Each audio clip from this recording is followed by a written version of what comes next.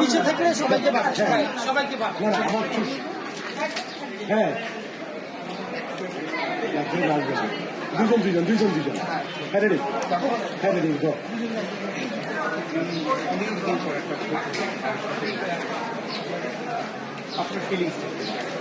আমার ফিলিংস হচ্ছে সত্যি তো এত বছর আমরা ভোট দিতে পারিনি, তো এখন এই যে এত বছর পর এসছি, কি যে ভাল লাগছে ভাষা নাই, বলে বোঝাতে পারবো না। অত্যন্ত ভাল লাগছে, মানে ঈদ মনে হচ্ছে, কি যে একটা ভালো পরিবেশটাও এখানে খুব সুন্দর, সব কিছু মিলে অনেক ভালো লাগছে।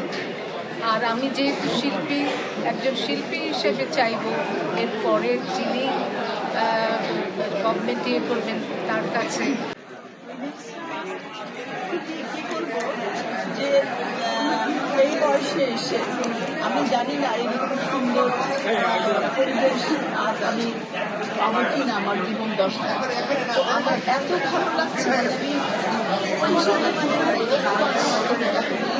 ঈদের সময় যেমন একটা আনন্দ খুশি হয়, সেরকমই একটা অনুভূতি আমার ভিতরে মানে হচ্ছে।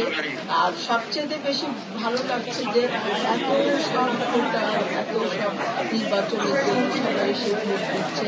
আর বিশেষ করে যারা নতুন প্রজন্ম, তারা এই গ্রুপগুলো দিতে এসছে এবং এই জেনারেশন যে এইতে অংশগ্রহণ করছে নির্বাচনে, সেটা একটা আরও সবচেয়ে ভালো লাগছে। আমি আনন্দিত, ভীষণভাবে গর্বিত। আপনাদের বলতে চাই যে আমার আপনার 17 আসন সংসদ সদস্য নির্বাচন করছে, সেটা আমার জন্য যেমন গর্ব, মা হয়ে এর থেকে বড় আনন্দ